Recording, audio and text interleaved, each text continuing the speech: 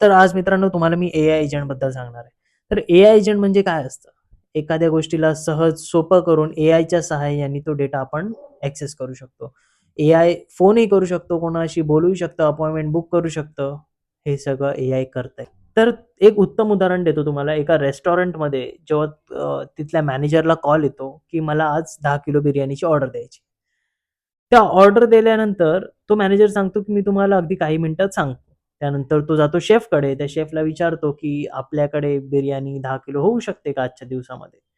तो शेफ तिथला inventory manager म्हणजे जो सर्व पदार्थ किती काय आलं, किती गेलं, काय झालं ते सर्व मॅनेज करतो. त्याला विचारतो, की "आज 10 किलो बिर्याणीचं मटेरियल आहे का? मला 1 किलोसाठी हे मटेरियल लागेल. तर 10 किलोसाठी आहे का मटेरियल?"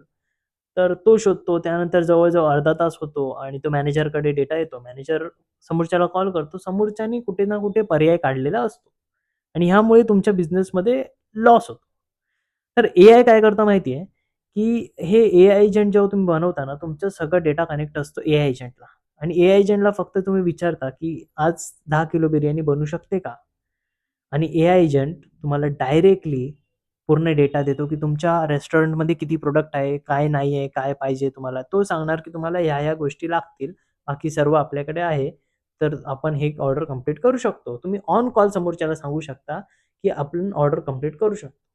विचार करा किती भारी गोष्ट आहे. अपॉइंटमेंटमध्येही तसंच, की अपॉइंटमेंटचं 10 कॉल आले, तर ते एआय एजंट स्वतः शेड्यूल करतं सगळे मीटिंग्स, की हां, ह्या टाईमाला, ह्या टाईमाला, ह्या टाईमाला शेड्यूल झालंय. आणि जो मधले स्लॉट असेल तो देऊन आणखी मीटिंग्स घेतं. विचार करा किती भन्नाट गोष्ट आहे. त्यामुळे एआयला असं नकारू नका यार.